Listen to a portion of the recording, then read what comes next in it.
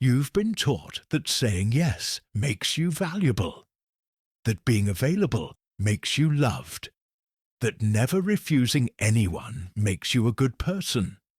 And you've internalized these lies so deeply that you've spent years, maybe your entire life, saying yes when you wanted to say no, being available when you needed rest, and accepting requests that drained you because you were afraid that setting boundaries would make people leave. But here's what nobody told you. The opposite is true. Every time you say yes when you should say no, you're teaching people that your time has no value. Every time you're endlessly available, you're signaling that you have nothing better to do. Every time you accept requests that don't serve you, you're training others that your needs don't matter. And paradoxically, the more you give, the less you're valued. The more available you are, the less people appreciate your presence. Right now, you're probably exhausted. You're saying yes to everyone while burning yourself out. You're making yourself available to people who are never available for you.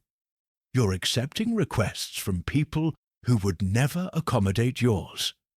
And you're doing all of this because you believe that your value comes from what you give to others. But that belief is destroying you, because your worth isn't measured by how much you sacrifice for people who don't reciprocate. It's measured by how well you protect yourself while still being kind. Think about the people in your life who command respect, who are valued, who are pursued. Are they the ones who say yes to everything? Who are always available? Who never refuse anyone? No, they're the ones who have boundaries, who say no when things don't serve them, who protect their time and energy fiercely. And paradoxically, this refusal to be endlessly available makes people want them more, value them more, pursue them more desperately. The people you're saying yes to right now, they don't value your endless availability. They take it for granted. They assume you'll always be there because you always have been. And they've stopped appreciating your presence because it costs them nothing to access it. When something is free and always available, humans don't value it. When something requires effort and isn't guaranteed, humans pursue it desperately. Machiavelli understood 500 years ago in Renaissance Italy that those who never say no become servants, that those who are always available become invisible, that those who accept every request become taken for granted. He watched good people exhaust themselves trying to please everyone, while those who protected their boundaries commanded respect. And he understood that saying no isn't cruelty, it's self-preservation. That refusal isn't rejection, it's valuing yourself enough to protect what's yours. This video will show you 7 specific ways to refuse requests, attention, and availability that will paradoxically make people desire and value you exponentially. Not because you're playing games, but because you're finally teaching people that access to you is a privilege, not a right, that your time has value, that your presence is a gift, not a guarantee. Now, I want you to drop this affirmation in the comments. My boundaries protect me. Machiavelli's understanding of value through scarcity. Machiavelli lived in a world where power was negotiated through alliances and access. He watched princes who made themselves too available lose respect and influence. He saw advisors who never refused requests become servants rather than valued counsel. And he understood that humans are wired to pursue what's scarce and dismiss what's abundant, that the psychology of value is inversely related to availability. Those who protected their time and refused strategically were pursued. Those who gave endlessly were ignored. This pattern hasn't changed in 500 years. 1. The considerate pause before responding. Let's start with something that will immediately change how people perceive your value. Stop responding immediately to every request. When someone asks for your time, attention, or help, your first instinct is probably to answer right away with yes or no. But that immediate response, no matter what it is, signals that you have nothing more important than addressing their request instantly. Instead, pause. Even if you plan to say yes, take time before responding. Here's what happens when you pause before responding. First, the person making the request realizes that you have other priorities, that you're not sitting around waiting for them to need something. Second, they start to value your response more because they had to wait for it. Third, they begin to understand that access to you isn't automatic. It requires you choosing to give it. This simple pause transforms you from someone whose attention is guaranteed to someone whose response must be earned. The pause doesn't need to be long. Even a few hours, or for less urgent requests a day, creates the psychological shift. When someone texts asking for your time and you respond 6 hours later instead of 6 minutes later, they unconsciously register that your time has value, that other things competed for your attention, that your response wasn't automatic but chosen. Most people think immediate responses show they're reliable and caring. But immediate responses actually signal that you're desperate for connection, grateful to be needed, and have nothing competing for your attention. When you consistently pause before responding, you signal the opposite. You have a full life, your attention is valuable, and your response is a gift rather than a guarantee. Machiavelli once said, "Men in general judge more from appearances than from reality." And the appearance of someone who responds immediately is someone with nothing better to do. The appearance of someone who responds after thoughtful consideration is someone whose time is valuable. Your pause doesn't change who you are. It changes how others perceive your value. Here's the specific refusal language. When someone makes a request, instead of immediate yes or no, respond with, "Let me check my schedule and get back to you."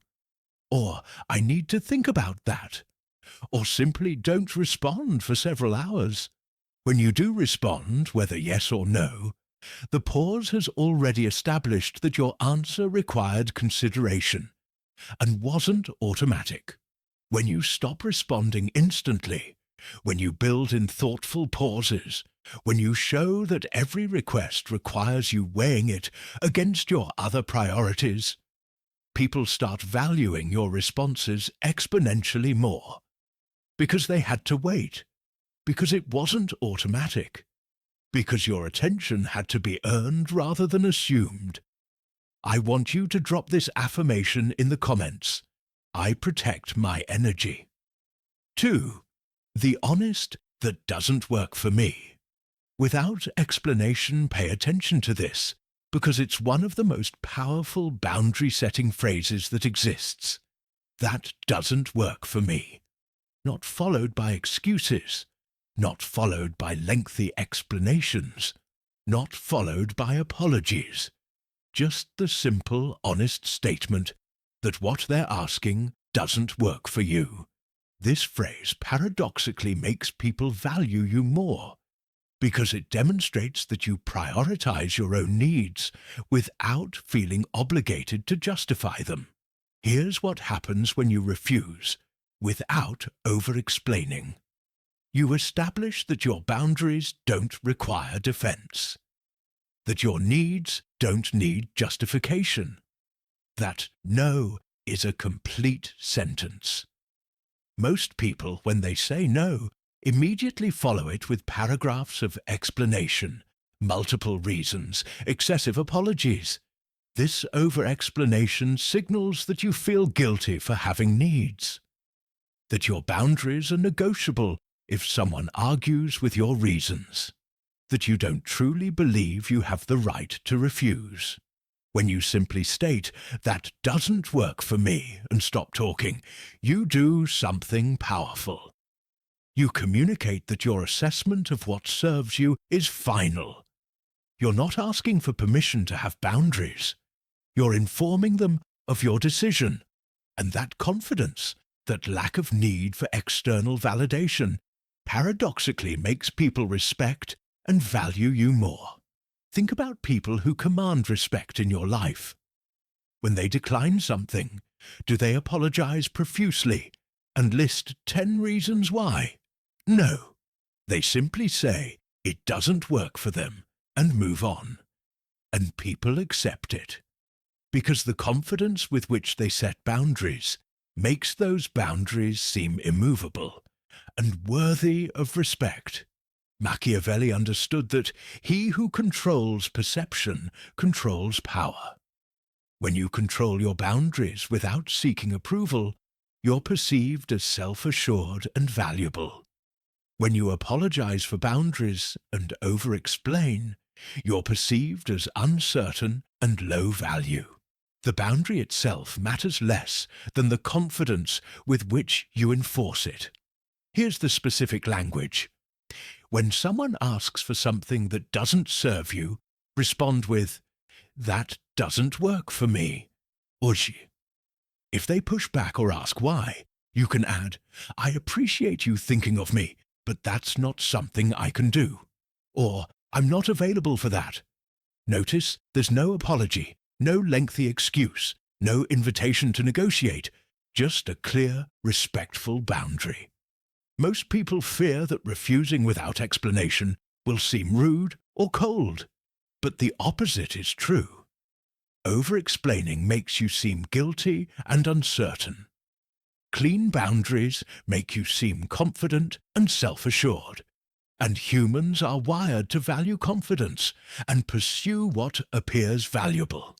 When you refuse requests with simple honesty and no apology, when you trust that your needs don't require justification, when you show that your boundaries are final rather than negotiable, people start treating your time and presence as the valuable resource it actually is. I want you to drop this affirmation in the comments. I choose respect always. 3. The strategic I have other priorities right now. Here's a refusal technique that not only protects your time, but also elevates your perceived value. When you decline availability or requests, mention that you have other priorities. Not specific details, not defensive explanations, just the simple acknowledgement that other things in your life are taking precedence. This simultaneously sets your boundary and signals that you have a full, valuable life that others must work around rather than you working around everyone else. Here's what happens when you reference your priorities. First, people realize you have a life beyond being available to them. Second, they understand that access to you requires competing with your other commitments. Third, they start viewing you as someone with value beyond what you provide to them. When you're always available without mentioning priorities, people assume you have none. When you reference priorities while declining, people assume your life is full and valuable.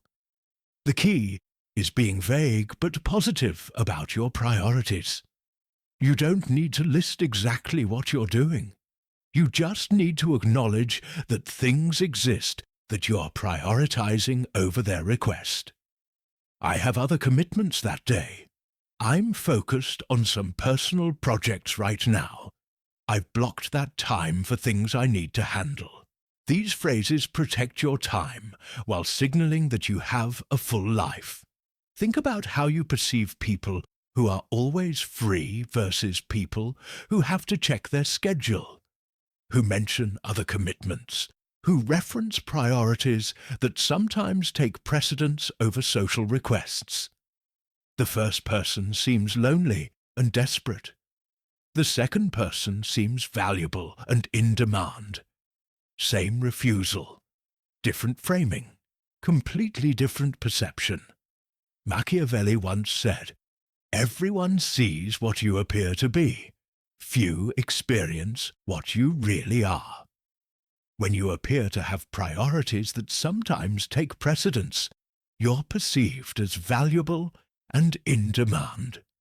When you appear to always be available, you're perceived as having nothing better to do. Your actual situation matters less than what you signal through how you protect your time. Here's the specific language. "I'd love to, but I have other commitments I need to honor." Or, "that conflicts with priorities I've already set for myself." Or, "I'm not available then. I've got other things I'm focused on." Notice, these aren't lies or excuses.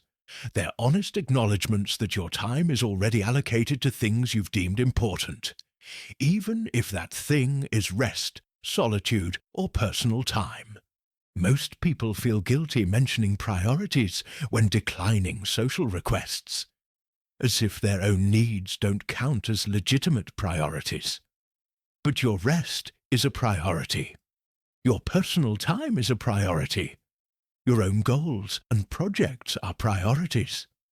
When you frame your refusal around honoring these priorities, you're not being selfish. You're modeling healthy self-respect.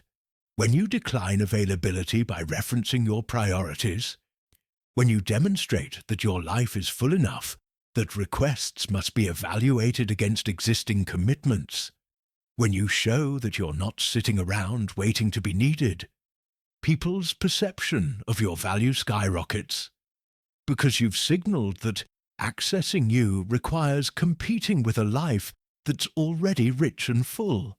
I want you to drop this affirmation in the comments. My boundaries protect me. 4. The gracious "I'm not the right person for this." Pay attention to this refusal technique, because it protects your energy while simultaneously elevating others.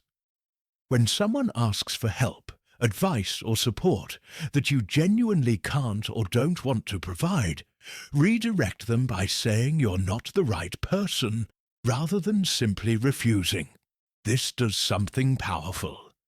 It sets your boundary while also appearing helpful and showing discernment about your own limitations. Here's what happens when you redirect rather than just refuse. You avoid the guilt that comes with flat refusal because you're genuinely trying to help by pointing them in a better direction. You establish boundaries around your expertise and capacity, and paradoxically, you increase your perceived value because you've demonstrated that you're selective about what you take on and honest about your limits. The key is being genuine. If someone asks for help with something outside your wheelhouse, "I'm not the best person for this, but suggestion might be able to help," is both honest and kind. If someone asks for emotional support when you're depleted, "I'm not in a place to hold space for that right now, but I know person is great at this," protects your energy while showing you care enough to redirect them. Think about professionals you respect. When they're asked to do something outside their expertise, do they say yes anyway and deliver poor results? Or do they say, "That's not my specialty, but I can recommend someone who's excellent at this"? The latter demonstrates self-awareness, protects their reputation, and actually serves the person better than reluctant acceptance would. Machiavelli understood that good intentions are the most useful disguise for manipulation. But this isn't manipulation. It's honesty. You're genuinely acknowledging your limitations while still showing care.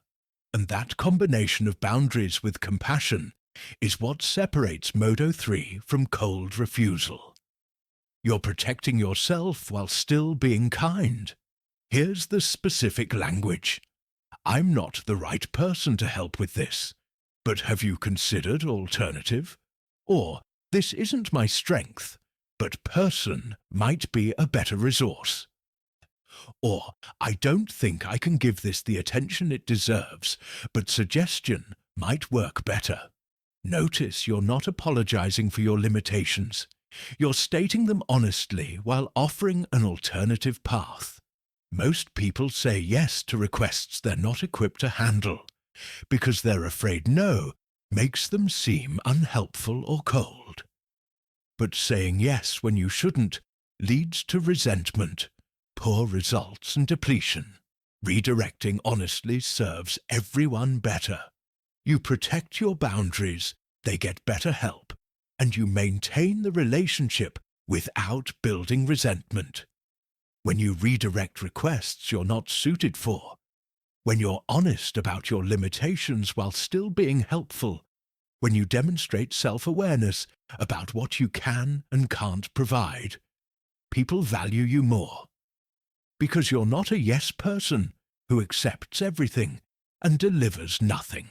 You're a discerning person who protects their capacity and directs their energy strategically.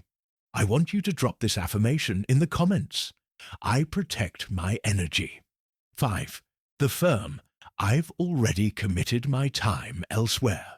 Here's a refusal technique that's bulletproof, because it references a commitment you've already made, even if that commitment is to yourself.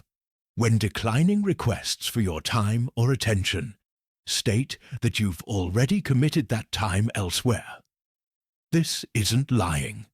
Time you've blocked for rest, personal projects, solitude, or any priority you've set is time you've legitimately committed. And referencing this prior commitment makes your boundary unassailable. Here's what happens when you frame refusal around existing commitments. First, people can't argue with it. Commitments are commitments. Second, you demonstrate that you plan your time intentionally, rather than keeping it open for whoever asks. Third, you signal that accessing you requires advanced planning, because your time gets allocated, not left open. All of these factors increase your perceived value while protecting your boundaries. The revolutionary part is recognizing that commitments to yourself count. You committed to rest this weekend. You committed to working on your personal project. You committed to solitude for recharging. These aren't somehow less valid than commitments to other people. When you treat your self-commitments with the same respect you give external commitments, you teach others to respect them too. Think about people you know who are highly successful or well-balanced. Do they keep their entire schedule open in case someone might want their time? No.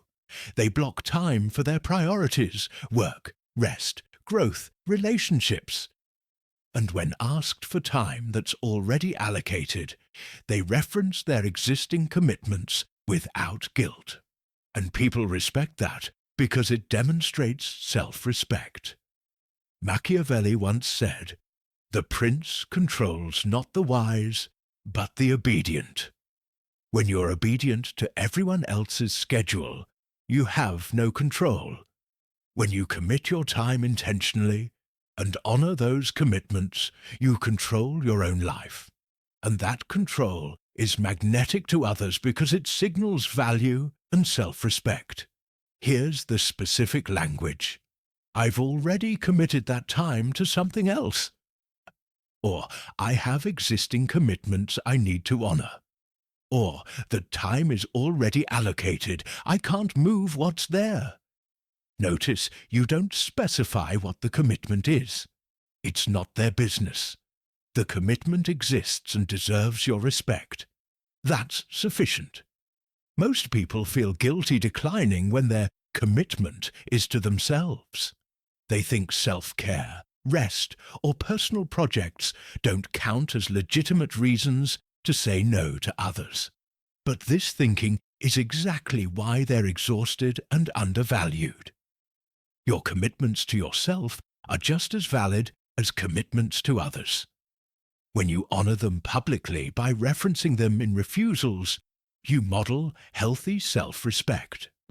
When you decline requests by honoring commitments you've already made to yourself and your priorities, when you treat your own time allocation with the same respect you give others' schedules, when you demonstrate that your time is planned and protected rather than open and available, people perceive you as organized, valuable, and worthy of respect.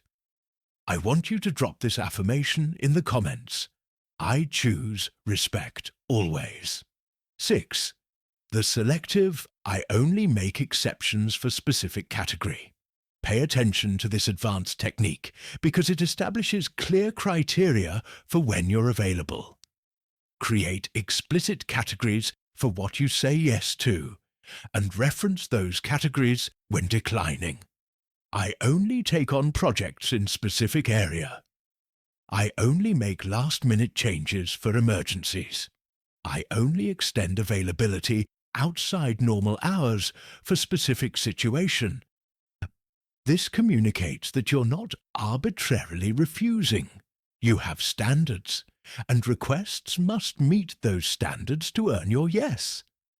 Here's what happens when you establish clear criteria.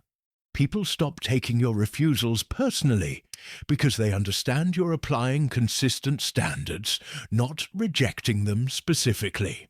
Your boundaries become predictable and respectable because they're based on principles rather than mood. And paradoxically, people value you more because they understand that earning your yes requires meeting your standards rather than just asking. The power is in being explicit and consistent. If you say, I only take on creative projects aligned with my values, then when someone asks you to help with something that doesn't align, your refusal is explained by your stated criteria. You're not being difficult. You're being consistent with standards you've communicated, and consistency builds respect. Think about exclusive brands, clubs, or programs. They have clear criteria for membership or participation. Does this make people want them less? No, it makes people want them more because the standards signal value. When you have clear criteria for your time and energy, you're doing the same thing. Your standards signal that access to you has value precisely because it's not freely given to everyone who asks. Machiavelli understood that men are so simple and obedient to present necessities that he who deceives will always find someone who will let himself be deceived. People who have no standards deceive themselves into thinking endless availability equals value. It doesn't. Standards signal value. Selectivity creates desirability. Here's the specific language. I have a policy of only criterion, and this doesn't fit that. Or, I've committed to only saying yes to things that standard, and I don't think this meets that for me.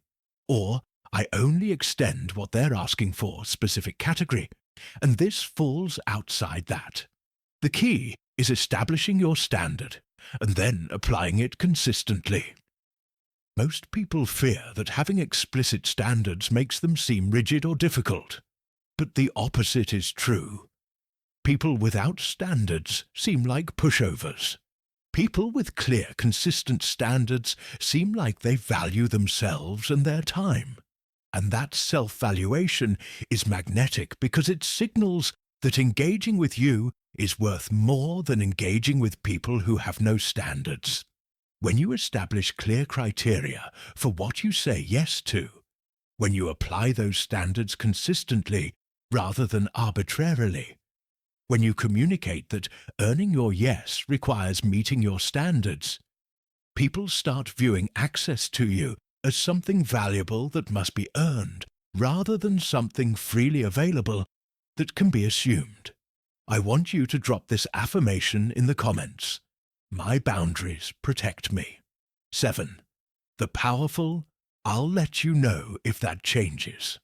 Here's the final refusal technique that keeps doors open while maintaining firm boundaries. When you decline something, especially if you sense pressure to leave room for future ask, end with, I'll let you know if that changes. This does something brilliant. It establishes that you control whether and when the situation might shift, not them. It's not, ask me again later, which invites pressure. It's, I'll reach out if circumstances change, which keeps control with you. Here's what happens when you use this closing. You remove the feeling that your no is negotiable, or that they should keep asking. You establish that if the boundary shifts, you'll initiate that communication. You maintain control over your boundaries without burning bridges or seeming closed to future possibilities. And you demonstrate that you're not being stubborn. You're being strategic about your capacity and will adjust if circumstances genuinely warrant it.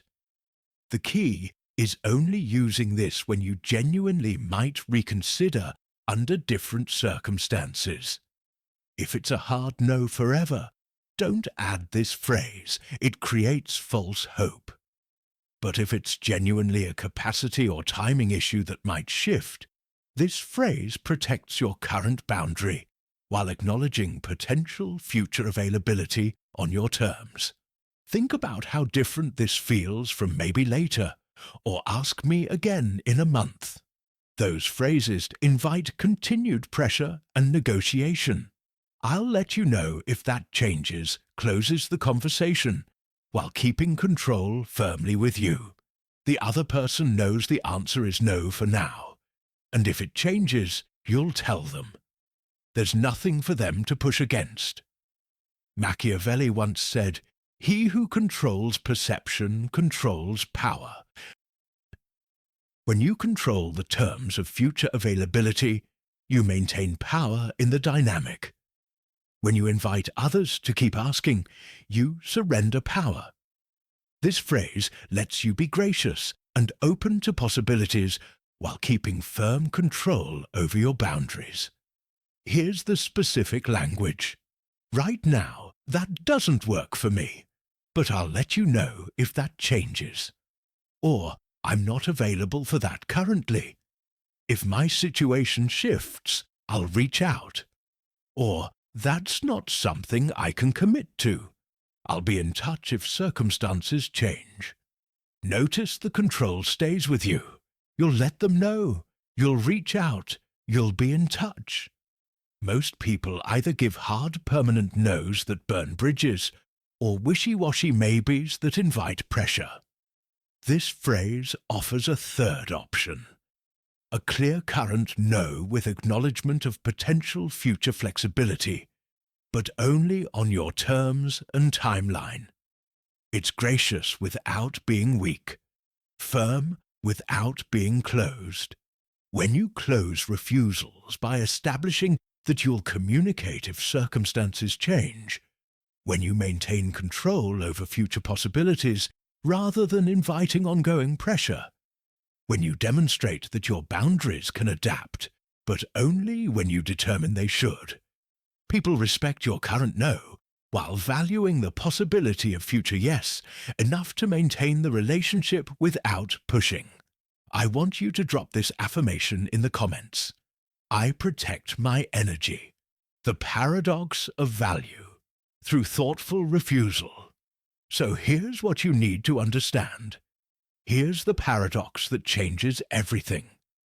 The more thoughtfully you refuse, the more valuable you become. The more you protect your time and energy, the more people want access to it. The clearer your boundaries, the more others respect them and respect you. This isn't game playing. This isn't manipulation. This is human psychology combined with healthy self-respect. You've spent so long believing that your value comes from what you give, that you've emptied yourself trying to be everything to everyone. But that strategy hasn't made you more valued. It's made you taken for granted. People don't treasure what they can access freely. They treasure what they have to work to access. They don't value unlimited availability. They value time with someone whose time is protected and allocated intentionally. Stop responding instantly when thoughtful pauses increase perception of your value. Stop over-explaining when simple, honest boundaries command more respect. Stop being endlessly available when having priorities makes people value your presence. Stop accepting every request when selective yes builds your worth. Stop treating yourself as always available when honoring your commitments protects your energy. Stop saying yes to everything when having standards makes people rise to meet them. Stop leaving control to others when maintaining power over your boundaries commands respect. Start pausing before responding. Start stating boundaries without apology. Start referencing your priorities. Start redirecting what doesn't fit. Start honoring commitments to yourself. Start establishing and applying clear standards. Start keeping control over if and when things might change. Machiavelli would remind you that those who protect themselves are protected by others, that boundaries don't push people away. They attract people who respect them and filter out people who don't, that your value isn't measured by how much you give, but by how well you protect what's yours while still being kind. The world doesn't need more burned-out people who say yes to everything and have nothing left for themselves. The world needs people who protect their energy so fiercely that they have overflow to give, who set boundaries so clear that only those worthy of their time receive it, who value themselves so deeply that others can't help but value them too. If you remember nothing else from this message, remember this. Every time you say yes when you should say no, you're teaching people your time has no value. Every time you refuse thoughtfully, you're teaching people your presence is a privilege.